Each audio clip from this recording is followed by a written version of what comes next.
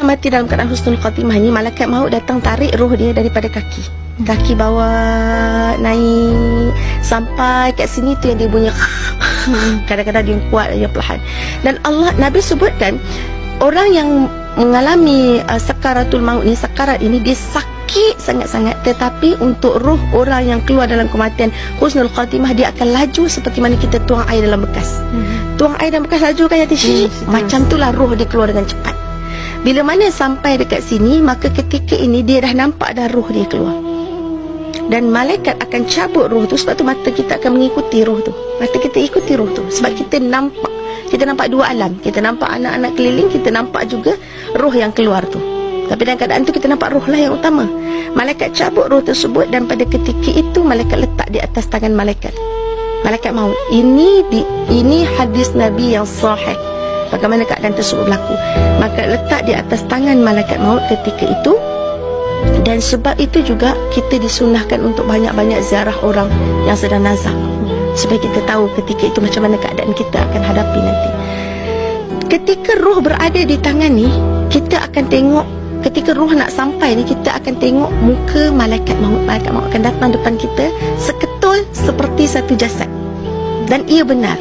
Kalau kita duduk kat belakang, orang ada lalu belakang pun kita dah rasa macam siapa ni, kita pun dah rasa semacam ini kan satu malaikat jasad datang depan kita, bagi tahu yang dia nak ambil nyawa kita atas perintah Allah. Macam mana keadaan kita, tubuh kita ketika itu. Itulah kali pertama dibukakan alam ghaib untuk kita. Itulah kali pertama dibukakan wajah malaikat maut untuk kita. Itulah kali pertama kita dapat melihat roh kita sendiri. Maka ketika malaikat maut datang, kita boleh bayangkan ya tuan-tuan, puan-puan, macam mana badan kita waktu tu bila malaikat nak ambil roh dia, nak ambil roh kita dan letak dekat tangan dia. Kita tengok roh kita, kita kata inilah roh kita. Inilah roh kita yang selama ni kita tak pernah tengok roh tu macam mana, kan?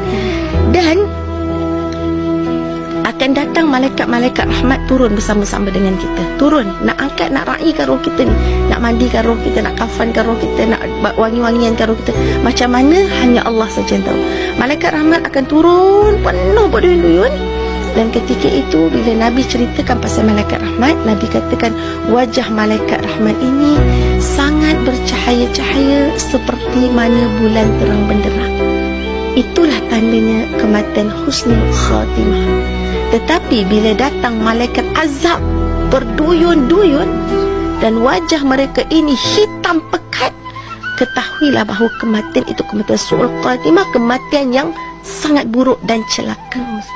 Jadi pada ketika itu kita dah sebenarnya tahu antara tempat kita di syurga atau di neraka, walaupun kita akan melalui banyak proses lagi. Selepas itu juga roh itu akan mula melihat di mana anak dia berada, tengah main game ke, tengah tengok TV ke, tengah gaduh pasal harta ke, ataupun anak dia duduk di sisi-sisi dia untuk membacakan Yasin, untuk doakan kebaikan. Subhanallah. Jadi apa pesanan ustazah pada ketika kita nampak keadaan itu sebenarnya dah tak berguna dah, kan dah tak boleh patah balik dah, pintu taubat pun dah tertutup, dah nampak roh kita sendiri dah pun. Kita mungkin menyangka benda tu mimpi, tapi itulah kebenaran permulaan kehidupan.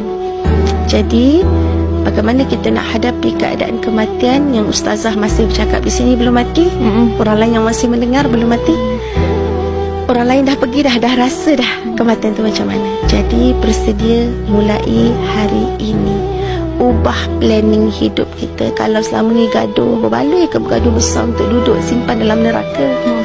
Berbaloi ke untuk ucap benda-benda kotor, pukul isteri tengking suami, anak biadab dengan mak ayah, zakat kedekut nak keluar untuk kita dibakar dalam api neraka? Belum cakap pasal bakar, baru nak ambil nyawa pun dalam keadaan azab. Sangat tak berbaloi, kan? Jadi mulai hari ini azam untuk jadi orang baik, orang soleh. Saya bukan orang baik, tapi saya nak jadi lebih baik di sisi Allah. Bantu saya Allah, bantu saya, bantu saya. Bila kita lebih minta bantuan dengan Allah, Allah ya Fatah, Allah ya Fatah, Allah ya Fatah, Allah buka jalan, Allah buka jalan, Allah buka jalan, Allah akan bagi kita bantuan insya-Allah.